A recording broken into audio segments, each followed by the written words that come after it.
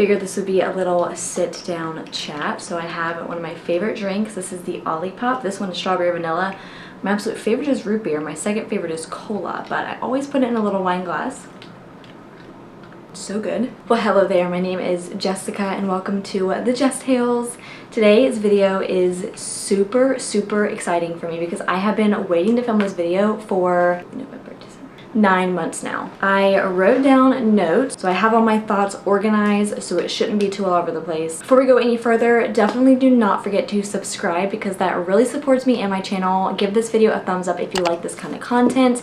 If you have any questions, definitely ask me a question in the comment section, or you can go to my social media and ask me questions there. So this is going to be the first video in this series. I think I've planned about 6 videos total all about this topic, but for this video, this is all about why I chose to quit the birth control pill and my symptoms and experiences. And it went on for about 8 months, and it took me 8.5 months to get my period back. If you're interested in how I got my period back, I'll be filming that next. So I will link it up above and in the description box below whenever that video is available. But that one is all about specifically how I think I got it back, because obviously everybody's different. I'm not a doctor, I'm not giving medical advice, anything like that, but that is going to be its own video because there were so many different things that I tried, and there was one thing I'm pretty sure I got it back with, and that's going to be in that video. First, why I went off the birth control pill. So my husband and I got married in October of 2020, and the summer before that I randomly heard about this book called The Fertility Awareness Method, and a lot of people were talking about birth control and how to go off of it and why they were going off of it, and I never really considered the birth control pill to be something that I should go off of or that it wasn't good for me. I had no idea that at different phases in your cycle, your discharge is different. Like, I had no idea. So your cervical fluids and all that, I mean, gross. But so needless to say, I was pretty uneducated when it came to the female cycle, how important it is, what the actual cycle was, that your hormones actually change and fluctuate. And I had no idea that taking birth control pill actually stops your body from producing an egg. I had heard that from figuring out, like, why does birth control work? How does it work? But I guess I just never looked into it. So I was about 24 years old whenever I came across the book, but I was about to get married. I just didn't want any accidents. I got on birth control when I was 16 years old, and I never took any breaks or anything from it. So I was on birth control consistently from age 16 until I quit last year in 2021 at the age of 26. So that's an entire decade that I was on the birth control pill with no breaks. I had no idea what my cycle was like. I didn't think I had regular periods before the birth control pill, which kind of freaked me out.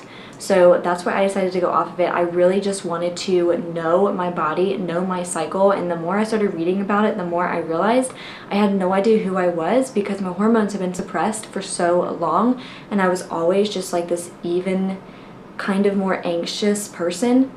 I also had my first panic attack that same year, the year that I got married. I had my first panic attack ever, and I had to have blood work done in an EKG because the doctors didn't know what was going on. If you've ever had a anxiety or panic attack, you know that it's very similar to heart attack symptoms. So that really scared me, and anxiety wasn't something I had really struggled with that much beforehand, and I learned that birth control pills can actually be a really big factor in why some people have anxiety, and if you are the kind of person to be susceptible to stress and anxiety, it can bring it out of you a lot more. So that's kind of what happened to me, and that's why I decided to go off of the birth control pill. I wanted to wait until my husband and I were both okay if an accident happened before going off the pill. I just didn't want to be irresponsible about it. And on that note, it is something that I really wish my doctor would have talked to me about. You know, as a 16-year-old, I had just barely started my period. I got it really late, and it was just something that was given to me and offered to me whenever I hit that age. Things are very different now, and I'm so thankful for that. This was a decade ago, but I just wish that in school especially and at doctor's office that we would teach these young females that are in their teens exactly what happens in your cycle, how important it is to know your cycle, and how the period is really like a 5th vital sign of health for females, and that's just not talked about enough, and I hated how uneducated I was about my own body. So because I really wanted to get to know my cycle, I also really wanted to prepare myself and my husband because we do want kids. We've always known we wanted kids, and I wanted to be able to hopefully make that process easier for myself and really start to know my cycle, know when I'm going to ovulate, know when I can get pregnant and when I can't. and I can't know that when you're on birth control, because birth control pills, you don't even have a period, like that bleed that you get. I was on Junel FE120, I'll never forget it, and it was the generic of Junel, I think it was, but it was one of the lower hormone doses, so I didn't really have a lot of birth control side effects besides the anxiety, but I didn't have like too bad a weight gain issue. I mean, I may have, like I said, it's been since I was 16, so I just kind of dealt with whatever I was going through and didn't really realize if it was a birth control symptom or not. Something that I did get from the birth control pill, and this is crazy, I have patulous eustachian tubes, and I started having symptoms of that the year I took birth control pills. And I remember I didn't put 2 and 2 together until, I'm not kidding you, a few months ago, so I wrote it down as something I want to talk about. But it's basically where, if you want to Google it, I'll put it down below in the description box, but it's patulous eustachian tubes, and it's really frustrating. And I know a lot of people that have ever sat next to me in class or like have hung out with me, they know that sometimes I will randomly like do like that, and it pops my ears like back to normal, if that makes sense. It comes in handy when you're on an airplane, but I can't go underwater anymore, and it's just a really weird feeling all the time, and I deal with it so much, and it's something that may or may not ever go away. And they've actually made a link to the patulous eustachian tubes in women in fertile years and birth control pills. So part 2 of this video, I really want to talk about the resources that I went to that I highly recommend if you are also thinking about going off the pill. So the first one is that book I just talked about, Taking Charge of Your Fertility. Fertility awareness method is what it really teaches, but it is such a helpful book. I am obsessed with it. I highly recommend it. I also read the Period Repair Manual, which is a natural treatment for better hormones and better periods. This one is the reason why I think I got my period back. So I'm going to talk about this book a lot more in my next video where I discuss how I got my period back, but this book saved me. It has so much information in it that is so helpful if you're experiencing any imbalances hormonally or irregular periods, whatever you're going through. This is such a helpful book, and I highly recommend it. It's written by a naturopath who specializes in female OBGYN. I don't know if she's an OBGYN, but specializes in female hormones, and it was such a helpful book, so full of information. And she does case studies with actual clients where she's just changed the name, and she talks about what their symptoms were and what they did to heal them, and it is fascinating the amount of stuff that I learned from reading that book. And the third book I read was called In the Flow. It is all about cycle syncing. So cycle syncing is basically where you sync your workouts, even your social calendar, and foods that you eat around your cycle. It's fascinating, the science behind this, and we as women are so awesome, just the things that our bodies go through and how sensitive our hormones are to certain workouts. Like, you're not supposed to do high intensity interval training all the time. You're really supposed to honor your body on your menstrual cycle. It's just, it's an incredible book. I highly recommend it. It was so eye-opening to me and really changed the way that I look at my cycle and rest, because I'm not one to take rest, so it was really important for me to read that book. There's also an online group in Reddit that's called Natural Family Planning and Fertility Awareness Method, so it's FAMNFP, and I'll link it down below too, but I'm a member of that, and it really helps as other women's experiences going off birth control and doing the fertility awareness method or any kind of natural family planning, so that was a really good resource as well. So now I want to talk about my specific experience with going off the birth control pill. I kept a notepad in my phone all about some really weird symptoms and stuff that I found, and this is going to be the fun part. I'm really excited to share with you guys all of this. I stopped the birth control pill on November 14th. I started having night sweats, and I had like a really high body temperature all the time. This went on for about a week. Then I remember I got really exhausted for a while, so about a week later I wrote that I took naps for like 3 days, which I never did. I just felt kind of sick and just super fatigued, which is very unlike me. I'm not someone who gets fatigued in the afternoon. I get really good sleep. I'm not someone who has like midday crashes or naps at all. And then 5 days after I stopped, I ended up spotting a little bit.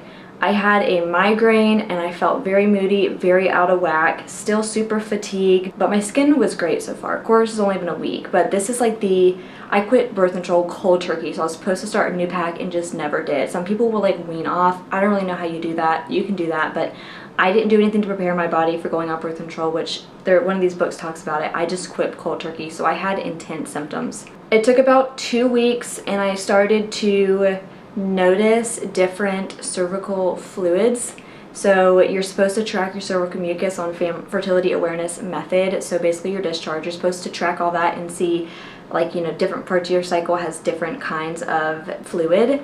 So I started tracking that. Obviously, looking back, it was just all over the place for quite a while. And then on November 30th, so about 2 weeks post stopping the pill, apparently it was the first night I slept through the night. At this point, I started taking a daily women's multivitamin because I wasn't taking anything like that and I really needed to take something to support myself. Something I really noticed already is I hadn't had any anxious thoughts in days. So as I'm reading this, coming back, I remember I used to feel anxious almost every single day, and it took about 2 weeks after my birth control pill that all of a sudden I just stopped feeling anxious, and I was so chill. I think I read about this a few times in here, how I just felt so chill and it was so abnormal. I also noted that I was a lot less bloated than usual. So birth control pills can also really mess up your gut health, especially when you're on them for a long period of time.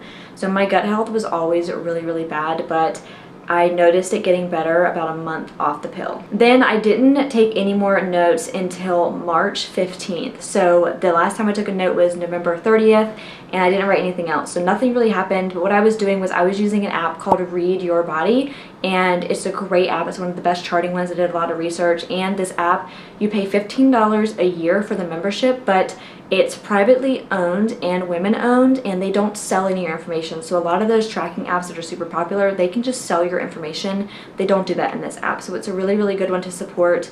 But I was tracking everything and I was taking my temperature. I have this band called a temp drop. I'm going to talk more about that in the next video. You can use your HSA or FSA for this device. It's like $100 something. I have a 10% off code. I don't work with them or anything, but when you buy one, you get a code to refer people. I'll put that down in the description box below. But it is such a cool device, and then I bought a special armband for it, but you basically wear it all night long right here, so it sits on your armpit.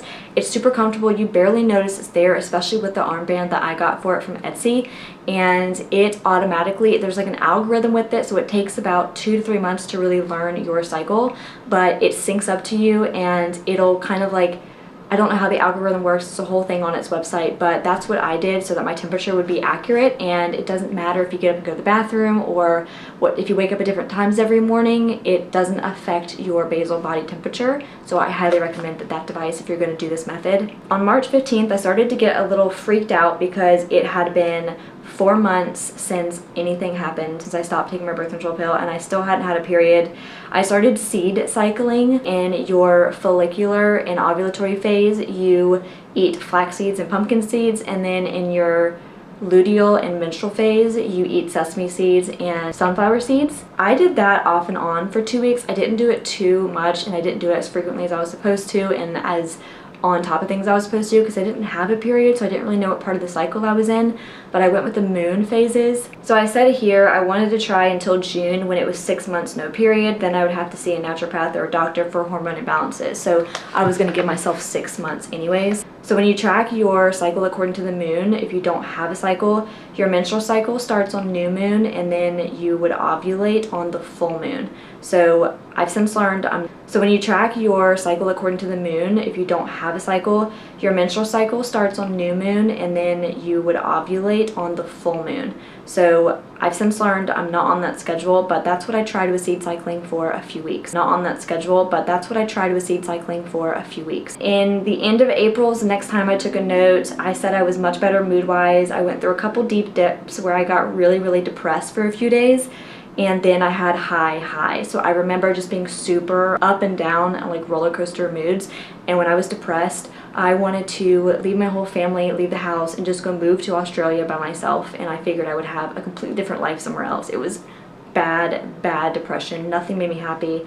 I would just sit around and cry. And that happened like clockwork about once a month. I've since learned I'm estrogen sensitive, so I'll talk about that more in another video. I noticed a lot of shedding when I first stopped the birth control, and a lot of dandruff. I had really bad dandruff, which I've never had in my entire life, and it didn't matter how often I washed my hair. I would have to wash it like once every 1 or 2 days when I'm used to washing it like once a week. Birth control pills can suppress your sebum production for your skin and your hair. So when you get off of it, you can be really dry, or you can have a increase in that sebum production like you're supposed to, while it kind of evens out, and that's that's why a lot of breakouts are caused, and I was experiencing a ton of dandruff. That went away right about May. I stopped having any dandruff issues, but I did notice I lost a lot of hair when I went off the birth control pill. So at the end of April, it started to grow back and I had a ton of flyaways. I still kind of do. I'm still kind of going through this, like, what people call postpartum hair loss, where it's like regrowing.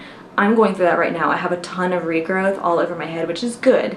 The end of April, I noticed I was gaining a little weight because I was really slowing down my workout, since I read that it can stress out your hormones and cause your period to be late, so I was really being conscious about that. So I started to kind of amp up my workouts around this time in late April, just back to like normal, which is like 2 leg days a week, 2 Pilates days a week, and then a lot more like quick paced walking for like 3 to 5 miles a day. That's really what I like to do. So I amped that back up again and I started to feel so much better. Also in May, my moods really started to balance out. So I remember not being so up and down, which is a great thing.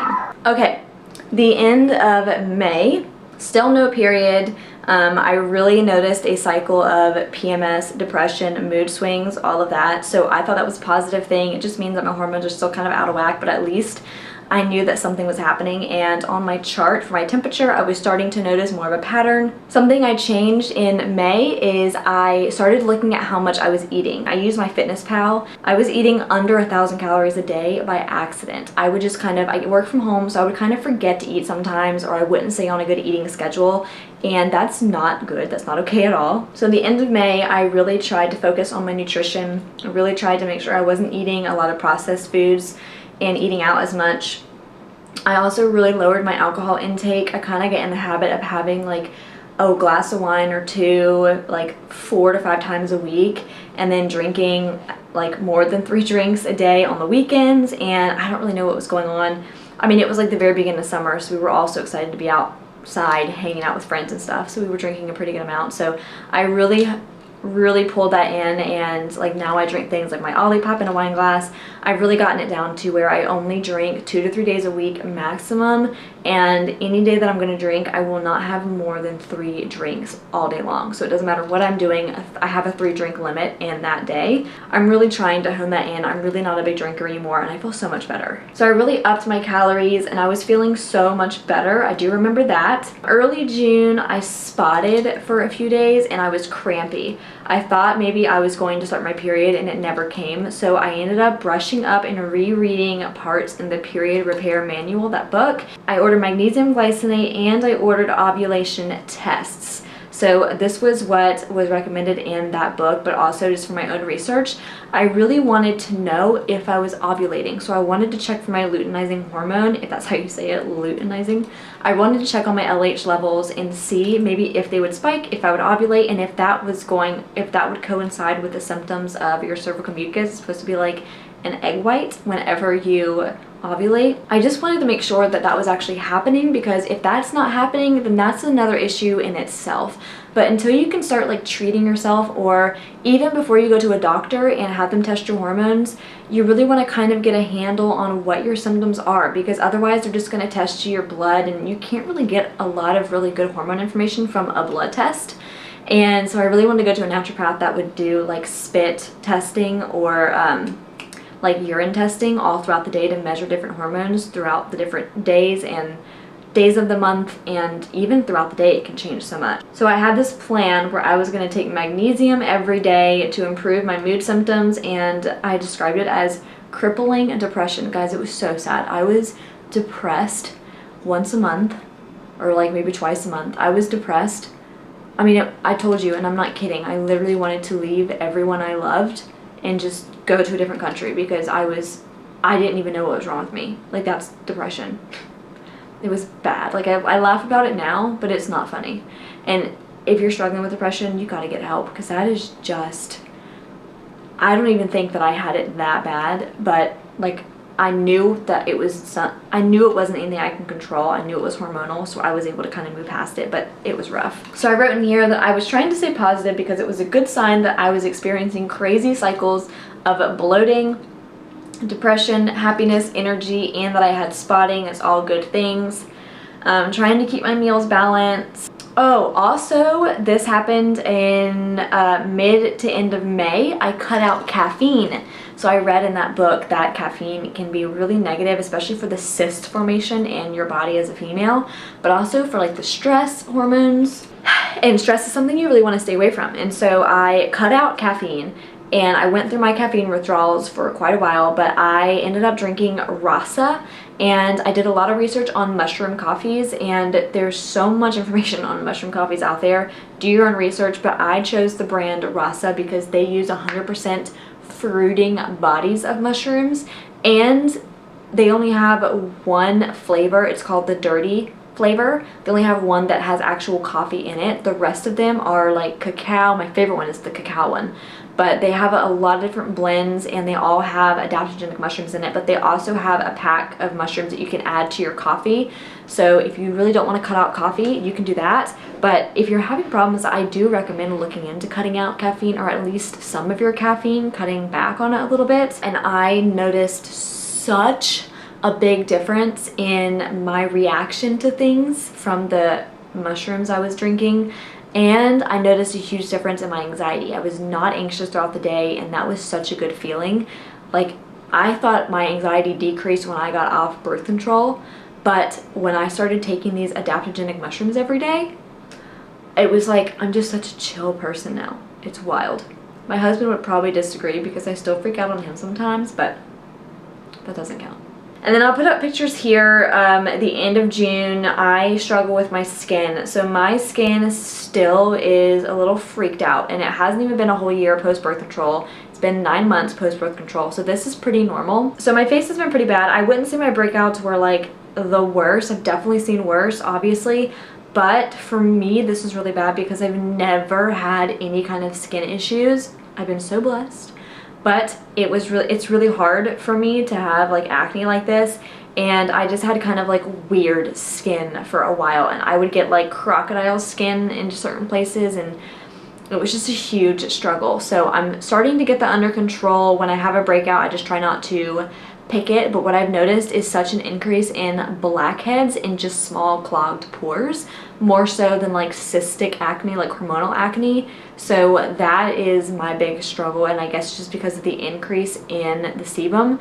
What I've also noticed is that I actually have drier skin post-birth control than I did on birth control, which everyone says is the opposite. My skin has become dry, and it never used to be dry like this. So that has something to do with it too, maybe trying to find the right products because I have like a new skin type, lots of weird stuff. And then August 5th was the first day of my real period, and I cried. I was so happy. My husband was partying with me. We were so excited. My mom was.